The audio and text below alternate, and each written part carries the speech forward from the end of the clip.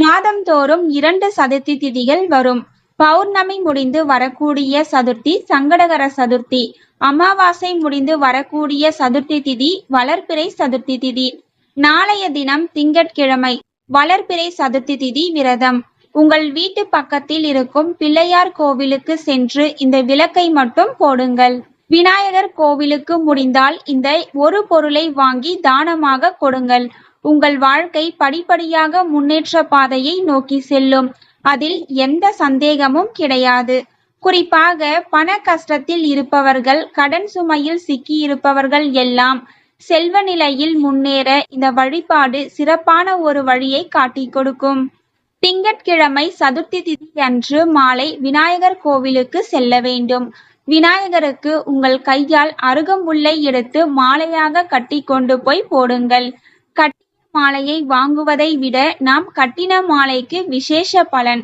பிறகு விநாயகருக்கு 2 மண் அகல் விளக்குகளில் தேங்காய் எண்ணெய் ஊற்றி வாழைத்தண்டு திரி போட்டு தீபம் ஏற்ற வேண்டும். இது அவ்வளவு அற்புதமான பலனை உங்களுக்கு கொடுக்கும்.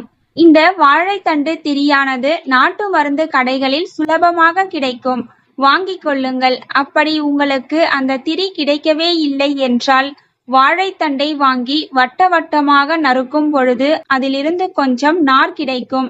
அதையெல்லாம் சேகரித்து திரித்து நிழலிலேயே காய வைத்தால் வாழைத்தண்டு திரி தயார்.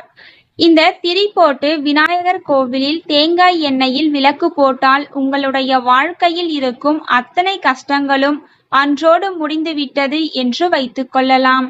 பிறகு உங்களுடைய வாழ்க்கையில் வசந்தம் வீச தொடங்கிவிடும்.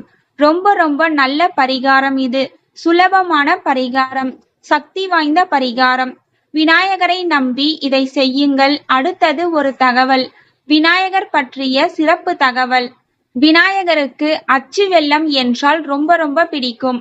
கோவிலில் விநாயகருக்கு தினமும் சர்க்கரை பொங்கலோ அல்லது வேறு ஏதாவது இனிப்பு பலகாரங்கள் செய்வதற்காக அச்சு வெல்லம் வாங்கி கோவிலில் குருக்களிடம் தானமாக கொடுங்கள்.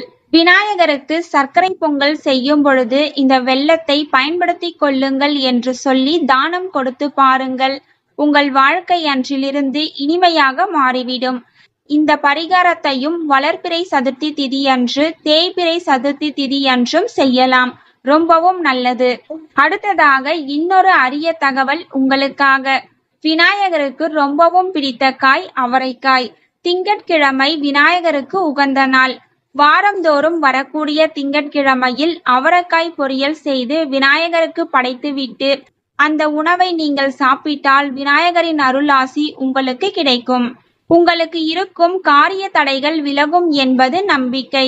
இந்த அவரைக்காய் பொரியலை சதுர்த்தி திதியிலும் சமைத்து சாப்பிடலாம்.